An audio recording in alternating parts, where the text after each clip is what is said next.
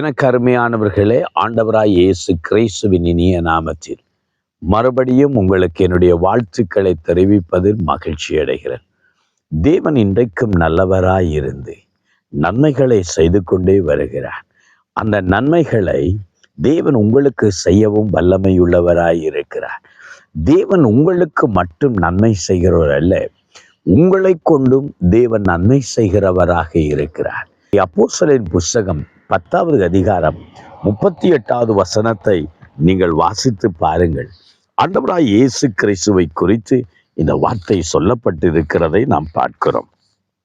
ஆண்டவர் இயேசு கிறிஸ்து இந்த உலகத்தில் வாழ்ந்த நாட்களில் அவர் நன்மை செய்கிறவராகவும் பிசாசின் வல்லமையில அகப்பட்ட யாவரையும் குணமாக்குறவராகவும் சுற்றி தெரிந்தார். ஆம், என் ஆண்டவராய் இயேசு கிறிஸ்து நன்மை செய்கிறவராக சுற்றி தெரிந்தார். இன்றைக்கும் தேவ ஜனமே, நம்மையும் தேவன் அதற்காகத்தான் உருவாக்கி இருக்கிறார். நம்முடைய வாழ்க்கையில நம்மை சிருஷ்டித்ததற்கு காரணம் என்ன தெரியுமா?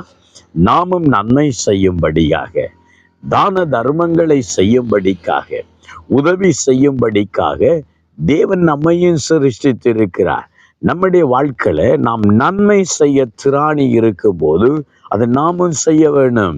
அப்படி நம்ம அதை செய்யாமல் இருந்தால் பாவம் என்று வேத வசனத்தில் சொல்லப்படுகிறதை பார்க்கிறோம். இன்றைக்கு இயேசு கிறிஸ்து இந்த உலகத்தில் வாழ்ந்த போது அவர் நன்மை செய்கிறவராக அங்கே சுற்றி தெரிந்தார். இன்னைக்கு நீங்களும் நானும் வாழ்கிற இந்த உலகத்தில் எத்தனையோ ஏழை மக்களை பார்க்கிறோம், எளியவர்களை பார்க்கிறோம், கைவிடப்பட்டவர்களை பார்க்கிறோம், வியாதிஸ்தர்களை பார்க்கிறோம், வேதனையோடு குற்றுயிராய் கிடக்கிற மனிதர்களை பார்க்கிறோம். அப்படிப்பட்ட மக்களை பார்க்கும்போது நாம் எப்படி நன்மை செய்கிறோம் என்பதை பார்க்க வேண்டும். 3 விதத்தில் அவர்களுக்கு நன்மை செய்யலாம் என்று நான் நினைக்கிறேன். ஒன்று, நம்முடைய சரீர பிரகாரமாக நாம் அவர்களுக்கு செய்யக்கூடிய நன்மைகள் நமக்கு இருக்கும். யாராவது சில வேளையில ஒரு விழுந்து கிடக்கும் போது அவரை தூக்கி விடுகிறது, அதுக்கு நாம் பணம் கொடுக்க வேண்டியதில்லையே. இன்னொரு விதத்தில் நாம் ஒருவருக்கு உதவி செய்கிறது, சரீர பிரகாரமாய் நேரங்களை கொடுத்து சில சூழ்நிலைகளை கொடுத்து நாம் நன்மை செய்கிறது ஒரு பகுதி. இன்னொரு பகுதியில் நாம் பண ரீதியாக அவர்களால் எங்களால் முடிந்த அளவு நன்மை செய்வது. போகிற கிறிஸ்மஸ் காலங்கள் எல்லாம் வருகிறது. ஆகவே நாங்கள் கடைக்கு போய் எவ்வளோ உடைய வேண்டுவோம். அந்த நேரத்தில் ஏழைகள் எளியவர்களை நினைத்து பார்த்து அவர்களுக்கு ஏதாவது எங்களால் முடிந்த நன்மைகளை செய்வது. 3வது ஒரு நன்மை இருக்கிறது, இயேசு கிறிஸ்துவை பற்றி அவர்களுக்கு பேசுவது, இயேசுவை கொடுப்பது. இன்றைக்கு பாருங்கள், இந்த உலகத்தில் எத்தனையோ பேர் பாவத்தின் அடிமைத்தனத்தில், சாபத்தின் அடிமைத்தனத்தில், கொடிய நோயில வேதனையோடு வாழ்ந்து கொண்டிருக்கிறார்கள்.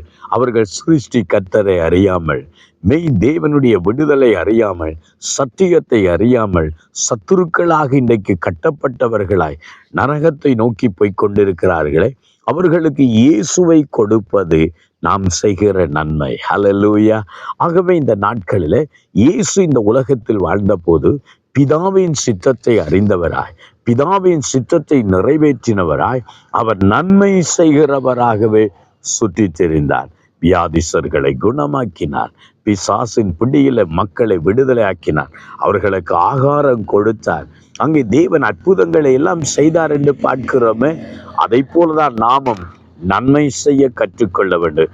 அதற்காகத்தான் தேவன் நம்மை சிருஷ்டித்திருக்கிறார் என்று சொல்லி நாம் பார்க்கிறோம். ஆம், எனக்கு அருமையானவர்களே, இன்றைக்கு உங்களால் முடிந்த நன்மை என்ன? யாருக்கு அந்த நன்மையை செய்ய முடியும்? இயேசு எனக்கு நன்மை செய்ய வேண்டும் என்று நினைக்கிறதை போலவே நாமும் மற்றவர்களுக்கு நன்மை செய்ய வேண்டும் என்று இயேசு நினைக்கிறார். இன்றைக்கு ஏதாவது ஒரு நன்மை செய்ய நாம் கற்றுக்கொள்வோமா? ஒவ்வொரு நாளும் நம்முடைய வாழ்க்கையில, நம்முடைய ஊழியத்துல நன்மை செய்யவே நானும் நினைக்கிறேன். ஆகவே ஜெபிப்போமா? இன்றைக்கு நன்மை செய்கிற இருதயத்தை எனக்கு தாரும். நானும் ஏதோ ஒரு விதத்தில் நன்மை செய்ய உதவி செய்ய கேட்போம். எங்களை நேசிக்கிற எங்கள் தகப்பனே, இன்றைக்கு உம்முடைய பிள்ளைகள் வாழ்க்கையில கர்த்தர் கூட இருங்க. நீங்க எப்படி இயேசுவை நன்மை செய்கிறவராக சுற்றி திரிந்தீரோ, நாங்களும் நன்மை செய்கிறவர்களாக இன்றைக்கு சுற்றி, ஆண்டவரை உதவி செய்யும். எங்கள் கிராமத்தில் எத்தனையோ மக்கள் இருக்கிறாங்க ஆண்டவரே, எத்தனையோ மனிதர்கள் நாங்கள் பூக்களை வரத்துல பார்க்கிறோம். அவங்களுக்கு நன்மை செய்ய எங்களுக்கு உதவி செய்யும். எங்களால் முடிந்த சரீர பிரகாரமான நன்மைகளை, பண ரீதியான நன்மைகளை, ஆண்டவரே எல்லாவற்றுக்கும் மேலாக நித்திய வாழ்வை குறித்த ஆண்டவரே ஊழியத்திலே நாங்கள் நன்மை செய்ய கர்த்தர் எங்களுக்கும் உதவி செய்கிறார். ஒரு பிள்ளைகளையும் ஆசீர்வதிக்கும்படி இயேசுவின் நாமத்தில் ஜெபிக்கிறோம் நல்ல பிதாவே. ஆமென், ஆமென், ஆமென். நீங்கள் நன்மை செய்ய திராணி இருக்கும் போது அதை செய்யுங்கள். கர்த்தர் உங்களுக்கு நன்மை செய்வார். God bless you.